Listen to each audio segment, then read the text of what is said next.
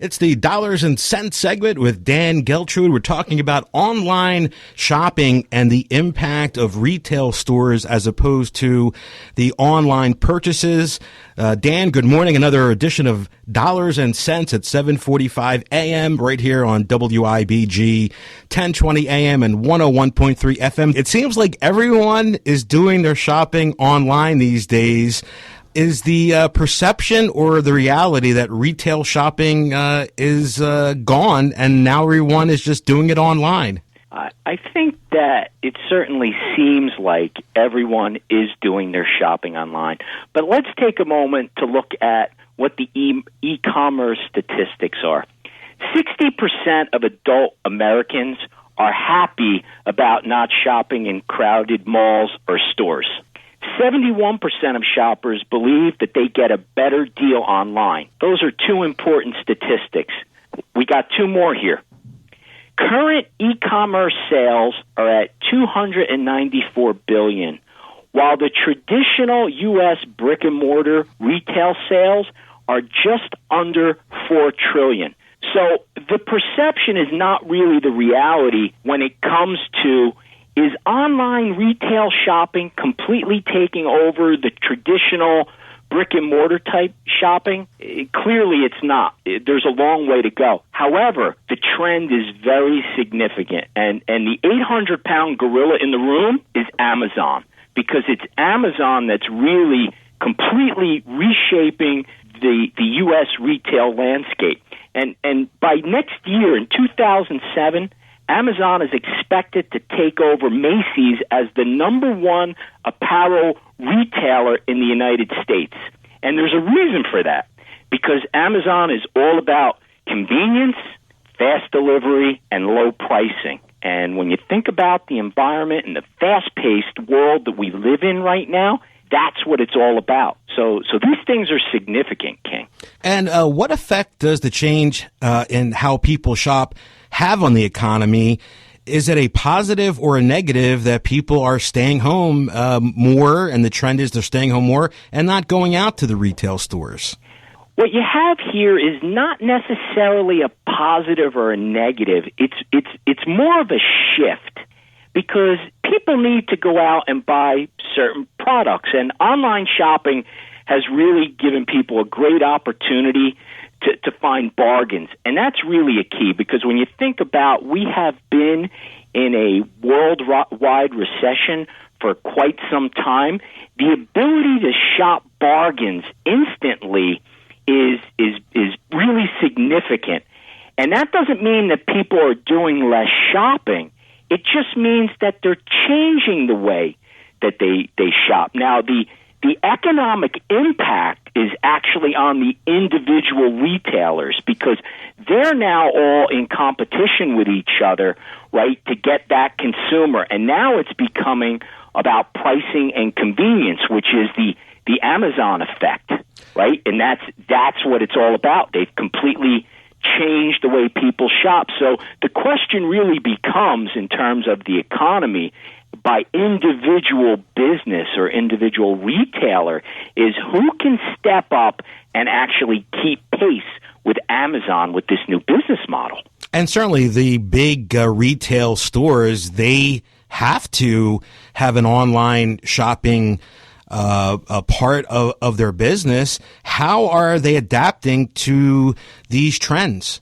Well, businesses always find a way to adapt, right? So if we look historically at retail shopping over the last century, it started off with the local corner store, then the department stores came in, and then the shopping malls came in, and then you had discount chains. And now we're in perhaps the end of the big box retail. So as each one of these shifts has occurred, businesses have found a way to adapt overall. Now, certainly the local corner store, which is really, really difficult to find now, has long since gone. But the products and the economy certainly hums along. So what you really have here, King, is you have winners and losers as consumers shift to how they want to buy their products. And again, I go back to, in this day and age, consumers want their stuff faster and cheaper than ever before. So online shopping is giving them exactly what they want. Now, the big adaptation in retail business now goes to the supply chain. That's really what's critical. So the business model, as it was in the past, needs to change. It's not about survival of the fittest. It's about those that can adapt are the ones who are going to survive. Dan, what do you think will be the long-term impact of online shopping? Well, what we may see is the skies filled with drones making deliveries sooner than we thought, right? Yeah, we're going to replace Rudolph with the Rudolph the drone, I guess, right? So really the long-term impact here is the competition is going to get really, really fierce. And what people are doing now is people are going into stores to try on clothing because they want to see how it fits, they want to see the right color combination, whatever. And then once they see that, while they're in the store, they get on their phone and they start shopping it to see where they can buy it at the best price. So that's where we go back to fast and cheap. And then the challenge for whoever is going to play in that market is how do we get the product delivered? And that's where I go back to the drone concept. Because ultimately, aside from national security, that's the way it ultimately goes. It will be instantaneous. You will shop on your phone, and perhaps within a couple hours, you'll have something buzzing over your home, a little parachute, and your product lands on your front porch. Yeah, I mean, that would be absolutely amazing. What happens to the downtown areas of small towns all over the United States as the result of the influx of online shopping? Well, local downtowns have really had some significant challenges over the years, starting with that corner store that we made reference to, and as they gave out the department stores and so on. So it's really difficult for that local retailer to survive. I mean, for the most part, we've really seen that disappear, unfortunately.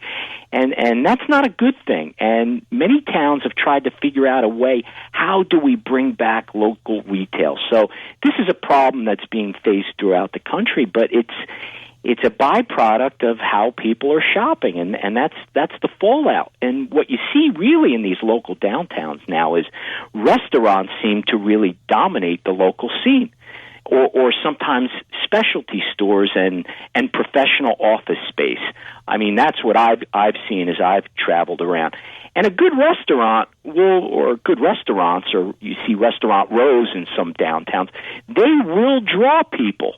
The question is, how do you keep them there to do retail shopping? And that is really the challenge, and I'm not sure anybody has really figured that one out yet. If the physical stores, if they're no longer needed, and we do need them now, but the trend is certainly leaning towards that they may not be needed, what happens to the value of the real estate of those properties?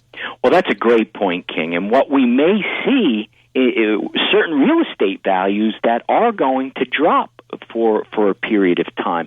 With the shift moving away from the showroom type environment and the emphasis on the online shopping, perhaps the silver lining here is that there could be a demand for warehousing space because the trend may shift to the distribution model. So you could have these big box stores, which could be pretty easy conversions because of the way they're constructed, to be used as warehousing distribution. And most of the time when you see those big box stores, they're pretty close to major highways, which is also part of the whole distribution model.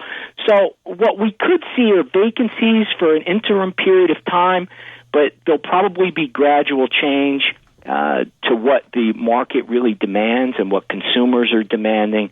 But I think overall, the real estate market will adopt and the value will come back over time. So I trust if we see a little dip because of the way people are shopping in retail, I think there will be a recovery as people figure out how to get around it. And you're listening to Dollars and Cents with national CPA superstar Dan Geltrude. It has been an absolute honor to have you as a part of the WIBG team here. And we are taking off next Saturday, which is Christmas Eve.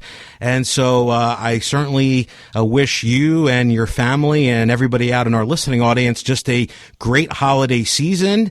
And maybe they'll be shopping online because of what we just said, Dan. But really have a great holiday season, and we will catch you in a few weeks. So thank you very much for being part of the show. Thank you, King. Best to you and yours.